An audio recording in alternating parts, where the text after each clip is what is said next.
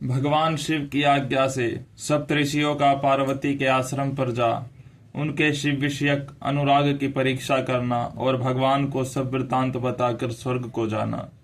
ब्रह्मा जी कहते हैं, देवताओं के अपने आश्रम में चले जाने पर पार्वती के तप की परीक्षा के लिए भगवान शंकर समाधिस्थ हो गए। वे स्वयं अपने आप में अपने ही प्रात पर समस्त माया रहित तथा उपद्रव शून्य स्वरूप का चिंतन करने लगे। उस ध्येय वस्तु के रूप में साक्षात भगवान महेश्वर ही विराजमान है। उनकी गति का किसी को ज्ञान नहीं होता। वे भगवान विश्वध्वज ही सबके सृष्टता परमेश्वर हैं। तात उन दिनों पार्वती देवी बड़ी भारी तपस्या कर रही थी। उस तपस्या से रुद्रदेव भी बड़े विस्मय में पड़ गए। भक्ताधीन होने के कारण ही वे समाधि से विचलित हो गए और किसी कारण से नहीं। तदंतर सृष्टिकर्ता हर ने वशिष्ठ आदि सप्तऋषियों का स्मरण किया। उनके स्मरण करते ही वे सातों ऋषि शीघ्र ही वहां आ पहुंचे। उनके मुख पर प्रसन्नता छा रही थी तथा वे सब के सब अपने सौभाग्य की अधिक सराहना करते थे। उन्हें आया देख भगवान शिव ने नेत्र प्रसन्नता से प्रफुल्ल कमल के समान खिले उठे और वे हंसते हुए बोले, तात सप्तऋषियों, तुम सब लोग मेरे हितकारी तथा संपूर्ण वस्तुओं के ज्ञान में निपुण हो, अतः शीघ्र मेरी बात सुनो। गिरिराज कुमारी देवेश्वरी पार्वती इस समय सुस्थिर चित्त हो गौरी शिखर नामक पर्वत पर तपस्या कर रही है। मुझे पति रूप में प्राप्त करना ही उसकी तपस्या का उद्देश्य है। द्विजो, इस समय केवल सखियों उनकी सेवा में है।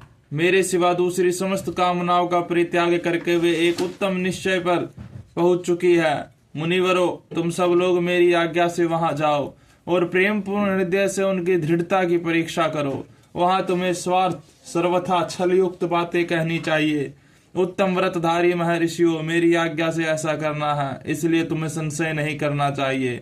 भगवान शंकर की यह आज्ञा पाकर वे सातों ऋषि तुरंत ही उस स्थान पर जा पहुंचे जहां दीप्तिमान जगन माता पार्वती विराजमान थी। सप्त ऋषियों ने वहां शिवा को तपस्या की मूर्ति मते दूसरी सिद्धि के समान देखा। उनका तेज महान था। वे अपने उत्तम तेज से प्रकाशित हो रही थी। उन उत्तम व्रतधारी सप्त ऋषियों ने उन्हें मन ही मन प्रणाम किया और उनके द्वारा विशेषतः पूजित हो वे मस्तक झुकाए इस प्रकार बोले। ऋषियों ने कहा, देवी गिरिराज नंदनी, हमारी यह बात सुनो। हम जानना चाहते हैं कि तुम किस लिए तपस्या करती हो तथा इसके द्वारा किस देवता को किस फल को पाना चाहती हो। इन द्विजों के इस प्रकार पूछने पर गिरिराज कुमारी देवी शिवा ने उनके सामने अत्यंत गोपनीय होने पर भी सच्ची बात बताई। पार्वती बोली, मुनीश्वरों, आप लोग प्रसन्नता पूर्वक हृदय से मेरी बात सुने। मैंने अपनी बुद्धि से जिसका चिंतन किया है, अपना वह विचार मैं आपके सामने रखती हूँ। आप लोग मेरी असंभव बातें सुनकर मेरा उपहास करेंगे, इसलिए उन्हें कहने में संकोच ही होता है, तथापि कहती हूँ। क्या करूं, मेरा यह मन अत्यंत दृढ़ता पूर्वक एक उत्कृष्ट कर्म के अनुष्ठान में लगा है और ऐसा करने के लिए विवश हो गया है। यह पानी के ऊपर बहुत बड़ी और ऊंची दीवार खड़ी करना चाहता है। देव ऋषि का उपदेश पाकर मैं भगवान रुद्र मेरे पति हो इस मनोरथ को मन में लिए अत्यंत कठोर तप कर रही हूँ। मेरा मन रूपी पक्षी बिना पंख के ही हठ पूर्वक आकाश में उड़ रहा है। मेरे स्वामी करुणा निधान भगवान शंकर की उसके इस आशा की पूर्ति कर सकते हैं। पार्वती का यह वचन सुनकर वे मुनि हंस पड़े और गिरिजा का सम्मान करते हुए प्रसन्नता पूर्वक छल युक्त मिथ्या वचन बोले। ऋषियों ने कहा, गिरिराज नंदनी, देव ऋषि नारद व्यर्थ ही अपने को पंडित मानते हैं। उनके मन में क्रूरता भरी रहती है। आप समझदार होकर भी क्या उनके चरित्र को नहीं जानते। नारद छल कपटी बातें करते हैं और दूसरों के चित्त मोह में डाल कर मत डालते हैं। उनकी बातें सुनने से सर्वथा हानि ही होती है। ब्रह्मपुत्र दक्ष के पुत्रों को नारद ने जो छल पूर्ण उपदेश दिया, उसका फल यह हुआ कि वे सब के सब अपने पिता के घर लौट न आ सके। यही हाल उन्होंने दक्ष के दूसरे पुत्रों का भी किया। वे भी उनके चक्कर में आकर भिखारी बन गए। विद्याधर चित्रकेतु को इन्होंने ऐसा उपदेश दिया कि उसका घर ही उजड़ गया। प्रहलाद को अपना चेला बनाकर इन्होंने हिरण्यकश्यपु से बड़े बड़े दुख दिलवाए। ये सदा दूसरों की बुद्धि में भेद पैदा किया करते हैं। नारद मुनि कानों को पसंद आने वाली अपनी विद्या जिस जिसको सुना देते हैं, वही अपना घर छोड़कर तत्काल भीख मांगने लगता है। उनका मन मलिन है, केवल शरीर ही सदा उज्जवल दिखाई देता है। हम उन्हें विशेष रूप से जानते हैं क्योंकि उनके साथ रहते हैं। उनका उपदेश पाकर बड़े बड़े विद्वानों द्वारा सम्मानित होने वाली तुम भी व्यर्थी बुलावे में आ गई और मूर्ख बनकर दुष्कर तपस्या करने लगी।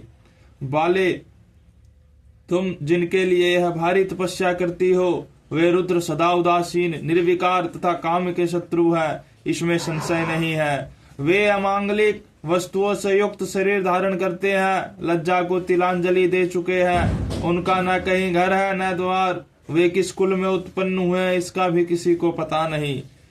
कुत्सित वेश धारण किए भूतों तथा प्रेत आदि के साथ रहते हैं और नंग धड़ंग हो शूल धारण किए घूमते हैं। दुर्त नारद ने अपनी माया से तुम्हारे सारे विज्ञान को नष्ट कर दिया है, युक्तियों से तुम्हें मोह लिया और तुमसे तप करवाया। देवेश्वरी गिरिराज नंदनी, तुम ही विचार करो कि ऐसा वर को पाकर तुम्हें क्या सुख मिलेगा। पहले रुद्र ने बुद्धि से खूब सोच विचार कर साध्वी सती से विवाह किया, परंतु वे ऐसे मूढ़ है कि कुछ भी भी उनके साथ निभा न सके। उस बेचारी को वैसे ही दोष देकर उन्होंने त्याग दिया और स्वयं स्वतंत्र हो अपने निष्फल और शोक रहित स्वरूप का ध्यान करते हुए उसी में सुख पूर्वक रम गए। देवी, जो सदा अकेले रहने वाले, शांत, संग रहित और अद्वितीय हैं, उनके साथ किसी स्त्री का निर्वाह कैसे होगा। आज भी कुछ नहीं बिगड़ा है। तुम हमारी आज्ञा मानकर घर लौट चलो और इस दुर्बुद्धि को त्याग दो। महाभागे, इससे तुम्हारा भला होगा। तुम्हारे योग्य वर है भगवान विष्णु, जो समस्त सद्गुणों से युक्त हैं। वे वैकुंठ में रहते हैं, लक्ष्मी के स्वामी हैं और नाना प्रकार की क्रीड़ाएं करने में कुशल हैं।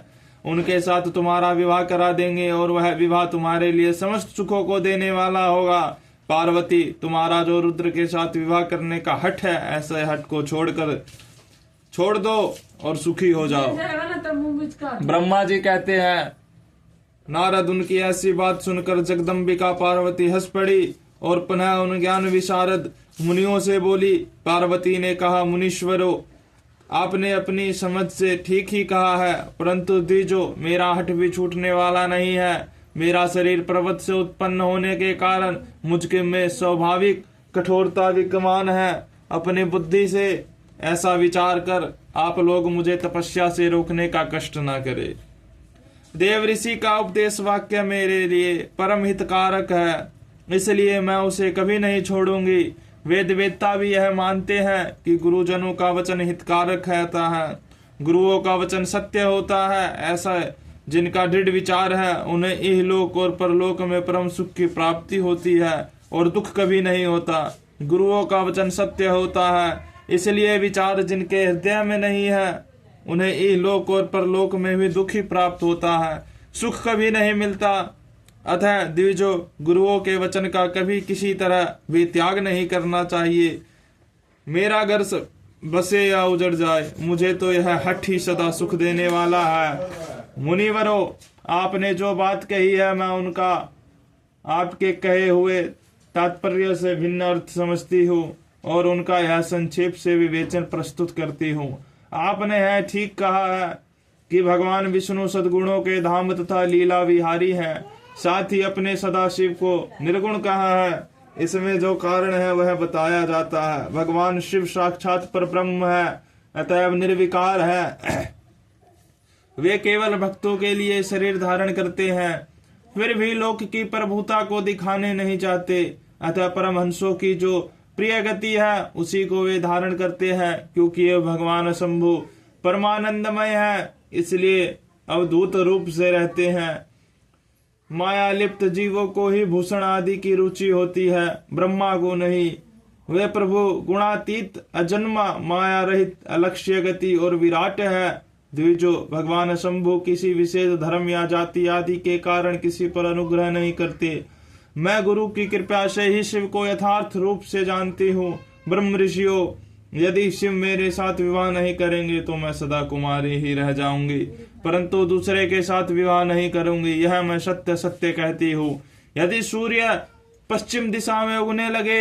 मेरु पर्वत अपने स्थान से विचलित हो जाए, अग्नि शीतलता को अपना ले तथा कमल पर्वत शिखर की शिला के ऊपर खिलने लगे, तो भी मेरा हट नहीं छूट सकता। यह मैं सच्ची बात कहती हूँ। ब्रह्मा जी कहते हैं, नारद, ऐसा कहा उन मुनियों को प्रणाम करके गिरिराज कुमारी पार्वती निर्विकार चित्त से शिव का स्मरण करते हुए चुप हो गई। इस प्रकार गिरिजा के उस उत्तम निश्चय को जानकर वे सप्तऋषि भी उनकी जय जयकार करने लगे और उन्होंने पार्वती को उत्तम आशीर्वाद दिया। मुने गिरिजा देवी की परीक्षा करने वाले वे सातों ऋषि उनको प्रणाम करके प्रसन्नचित्त हो शीघ्र ही भगवान शिव के स्थान को चले गए।